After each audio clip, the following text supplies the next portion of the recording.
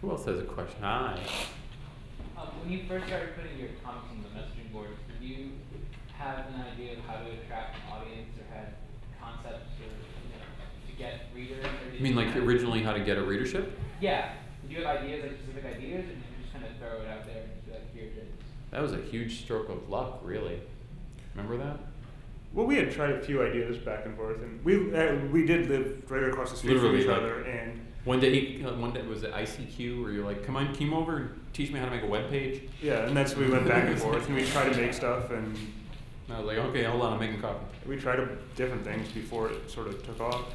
But it was all really, it's really strange because the strategies we used then don't really exist now, because there's so much more shit out there. You know, like the reason I did a webcomic was because when he was doing his site, I submitted him to Slashdot, and they linked to him. And I watched his traffic go crazy, and I was like, this is actually something a human being can do. And then like gave myself like 3 months to get a cartoon, like to figure out what kind of comic strip I wanted to do. So, but I don't know if, I mean, the internet was so much smaller then that a single good link could make a giant difference. Yes. And I don't know if I feel like it's kind of fractured, and things can just churn up out of nowhere, and you can't control it as much. But I could just be stupid. I am. Yep. This is a question for you. Syndication. You're one of the few webcomics I know who syndicates in visual media. Did. Sorry, did. No, that's fine. I just don't want anybody thinking I still do. Can you just briefly tell us about your experience with it? Like how it happened? Papers suck. Well, Is censorship a problem? And what is it that you have to do to I don't think censorship was an issue for me because, let's back it up. They were in it. I didn't realize at the time that they had just hired like the syndicate had hired an editor, and then his boss like came into his office the next day and was like, yeah, you have 6 weeks to get a feature ready for national syndication. And he was like, you know, like, so he just started calling everyone he had worked with on who did a webcomic until someone said yes, and I guess that was me. So, but because it was such a tight thing, I was able to get in the contract that I could continue to do my website on the side. So I just wrote as much as I could, and rather than worry about censorship, I just didn't put those jokes in my emails to my editors. You know, like I just kept doing my dick jokes and my dildos and things on my website, you know, so that when people would come from the, you know, the morning news, you know, or whatever, like, you know, hi, oh, you know, just to ruin people's mornings. But it was a weird thing. Like, newspapers don't want to suck, but it's like the audience is getting boiled down to real traditionalist older people, and it's just that they won't allow the editors, who are generally smart people, to change anything. You know, like if Mama isn't in there, and if the Wizard of Id, you know, isn't there torturing a guy, they're going to be upset. You know, and if you put anything in there, there's only so much space, so now you've pissed people off, so they don't change anything. So no, like, there's really no incentive for a new newspaper to take, or for a newspaper to take a new comic strip unless someone dies, and even then, you know. Yeah, it was a weird experience, but I mean, it was fun. Why do people keep following? Oh, hey, I have a new Twitter follower. All right. Yeah, but it's weird, but I'm glad I did it, because I feel like if somebody else did it, they would have just suffered. So someone had to. Hi. Hope that was not too bullshit. I was curious, do either of you guys do any sort of marketing? Or when was the last time you did? And do you do any marketing? Yeah. Like buy ads and so forth? Like look for creative synergies in the marketplace? So what do you guys do to sell your comics, or not? Like to sell, to push it out? I just try to make stuff that other people will send around and sort of advertise itself. So I don't have a plan. I don't do any marketing. I'm so disorganized that when I do it, it's not very good. So it's really more word of mouth than anything. And I've been very, very lucky in the past few years to just have gotten t-shirts onto TV shows or into movies and things like that. And that's probably been the most effective. Like, if you want to call something marketing, you know, having a T-shirt in The Big Bang Theory or something like that is about the best thing. But is that something? I wish I could have them every week. Right. Is that something that you put together, or was it? It was one of those things where I don't know about you, but I don't think either of us is really good at like, hey, how are you? Would you like to see our work? Kind of like the straight up sale. But I'm a big fan of just watching for opportunities to just send the right person something. Well, it's easy if you have a specific product, like if I have a book or a T-shirt or something that I'm like, this is the one that I'm going to be selling for the next year or whatever, and be able to push that. So I think I did have, when I bought the last book that had come out like 4 years ago or something, I did buy ads on like some sites to promote it, just so people that hadn't been following me along would see it. But now I probably wouldn't even do that now, because people would be following on Twitter or something else. And yeah, I mean, Twitter's become a godsend. It's really just become this constant global like mass, this seething mass of where things just bubble up and flow through and bump into people you would have never bumped into. But if you'd like to be my marketing director, I'll happily sell you everything in wholesale, and you're welcome to resell it. Okay. yes. Would you say that your audience has changed a lot over the years? And if so, You mean like gotten fatter, or you mean like they've gained weight? yes. Because we have. As far as like what constitutes your audience, the internet's grown, your audience You're right. has definitely grown, and it's more in ways that most of us would never imagine. So. Well, a lot of my audience is they're just older now, the people that are still following along, and the new people coming in are younger. So I guess that's how it makes sense, and but it's obvious. But what's really weird is if you want to go back, and you can tell me if you believe this or not. If you go way back to the beginning of webcomics, you could almost, if you wanted to track it like what's that thing with the viral infection? It was like cholera in the water pumps in London or something in the 19th century. But change water pumps full of cholera with dorm rooms. And like, because the internet was tied to physical locations and kids didn't have as much of it at home, you could almost watch schools bloom. Like somebody would discover a comic and it would get spread around locally. And you would see spikes in the fall and in the spring when people were on campus. And now all those people have grown up and look at everything on their iPads. So it's like flattened out.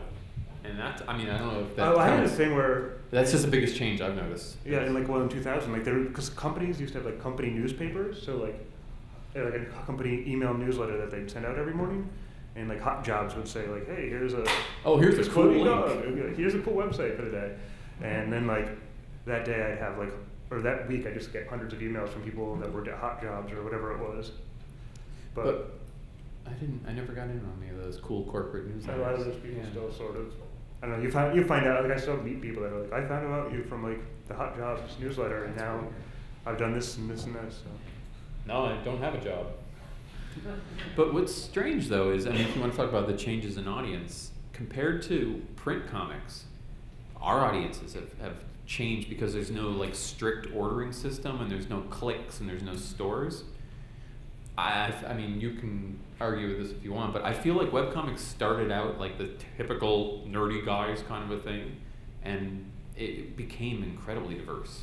Like it's probably got more female comic readers than anything else. I mean, even like Japanese manga. It just seems like everybody reads it, and nobody knows each other. So there's no like stigma. So there's not always the same people self-reinforcing at the comic shop every week. And I think that's changed a lot. Just the sheer spread of humanity. It's kind of cool. Yeah. So you guys both hand letter your type in your webcomics? Yes. I kern. Well, I mean, so one of my projects recently was actually, because every webcomic out there uses some sort of marker felt, all caps, typeface, and I tried to like come up with something that was like more hand done. I mean, how do you guys feel about combining like such hand-drawn elements with such computer-made elements that when people use like those marker felt typefaces, I don't know. You mean? Because I feel like it's. I mean, I do hand letter that, believe it or not. Well, that's different right there. Well, I mean, I type it, but then I kern it to my own like OCD specifications. Good. No, I guess I was more asking. I was just curious how you feel about people like since it's a webcomic, a lot of people think of it as, I guess, web generated or Yeah. computer generated a lot more than it is hand drawn or. Well, I think, but that's what makes your stuff so good, and because you have a fine art background, the entire thing is integrated, and I feel like maybe as the tools have become a little more democratized, like you get people with great tools and great talent who maybe didn't go through like on paper training, and they maybe don't realize that they should think about the lettering as much as they should think about the art. Is that what you're getting at? Like Sure. how it's not? I don't know. You're not wrong. Oh, well, that's great. That's a I had a bad first. question. It wasn't a bad question. It's a great question. I love fonts and type and We'll talk lettering. after that. Sure. Hey.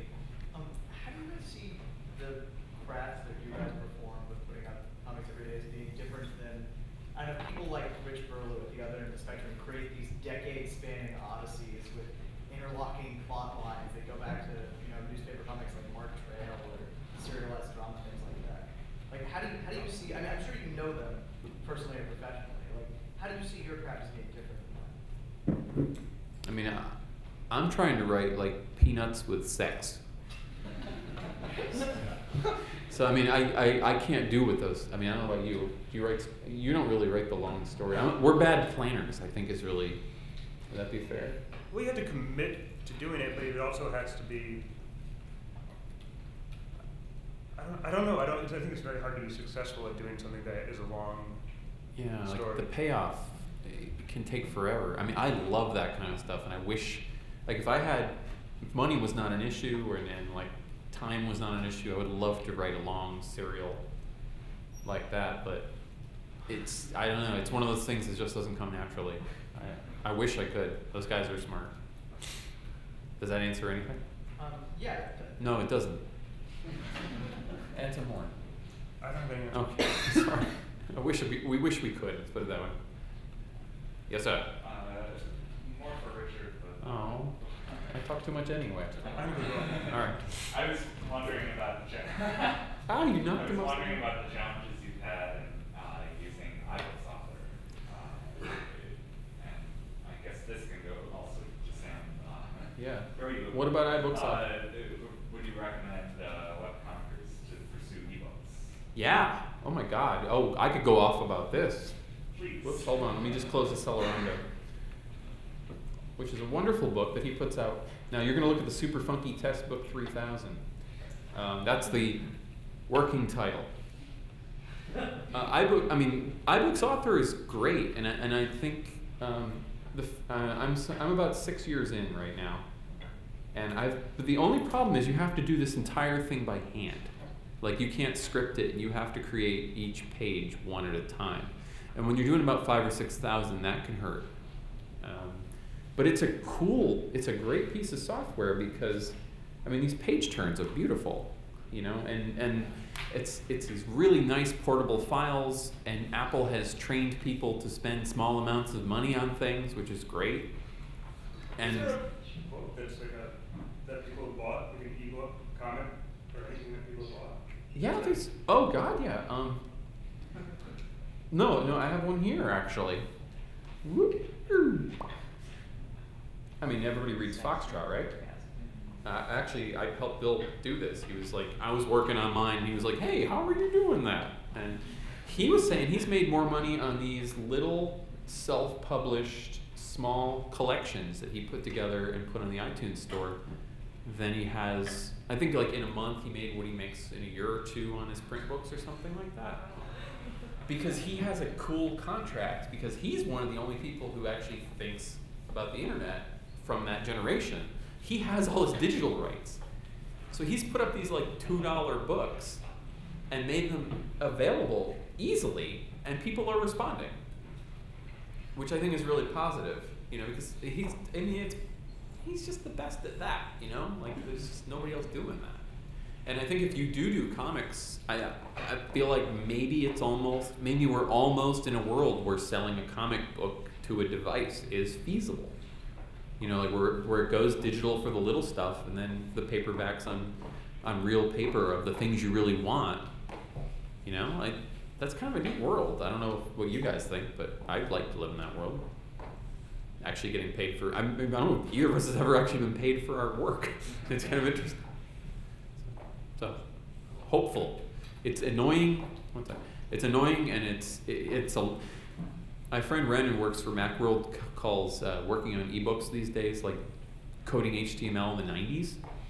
So as long as you can accept the fact that it's a clunky, weird world to live in, it's pretty cool, and it's only gonna get better, I think. Sorry, Heath had one first, and then you're next. No, I hope that helps. It's really. I'm not gonna leave this open the whole time, but it's already working for people, which is nice.